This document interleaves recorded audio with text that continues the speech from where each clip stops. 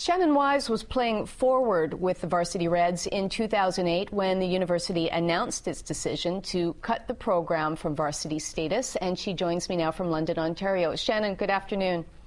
Good afternoon, Rachel. How are you? Fine, thank you. What did it mean when that varsity status was cut? Well, basically, it was cut so the club would operate as just a club status, meaning no funding from the university.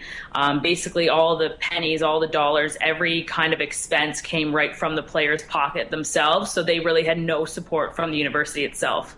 And how did the women on your team take that decision when the men's team was going to continue? Yeah, it was really hard. It was probably one of those days that you try to forget, but it always sticks in your mind. It kind of shaped us all into the, women we became and the advocates we became for women's hockey. And especially myself, I remember meeting in the dressing room that day, and I saw my coach's face, Donnie Davis's face, and I knew something was wrong.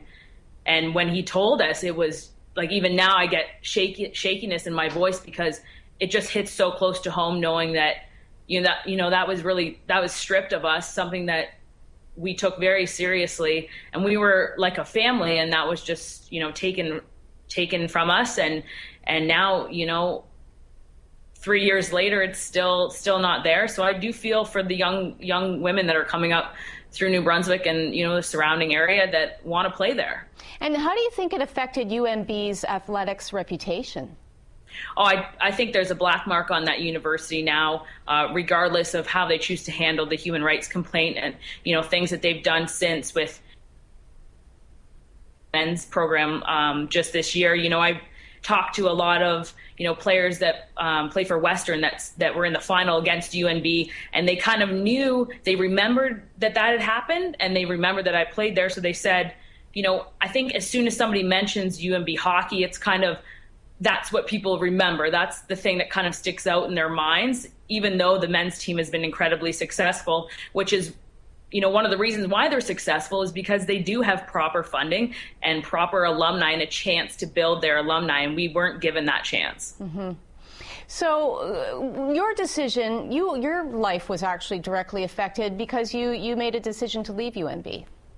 I did, and this was kind of their decision to scrap our varsity program was kind of the straw that broke the camel's back for me. I was kind of struggling with the decision whether or not to come back and to continue my, academic career at UNB. I was, had other things in mind that I wanted to do. And so that was kind of the thing that set my decision, straight. And I knew that that's what I was going to do. But we didn't go down without a fight. We had a rally, we made signs, we talked to you guys, I believe, at that point back in 2008. And, even to this day, it's stuck in my mind, and it's, I put so much energy, and our team put so much energy into trying to get the varsity status back. And it came to a point where, yes, you're always going to fight for what you believe in. But it came to a point where, as you have to start putting your energy into something else. And as much as, I've moved on from that, and I've become, in my mind, successful and very happy. And, from my time at UNB, I learned a lot, but I also sometimes have trouble telling people that I played hockey at UNB because I'm a little bit of ashamed of how they handled it.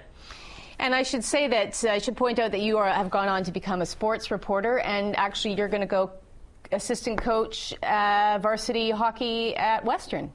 Yeah, University of Western Ontario, right here in London. This fall, I got a chance to meet with the girls last weekend at a fundraiser golf tournament, so that was great. And it's just an opportunity again for me, talking about the energy that you put into fighting for what you believe in. And I just think that, I want to give back to my community, and I want to show these girls that they have the potential to play at the highest level. And, from what I know, Western has a very, strong funded program, and they're very sturdy in that regard. So I don't think they have anything to worry about. Okay, Shannon Wise, we wish you well, and thanks for your time today. Thank you, Rachel. Take care.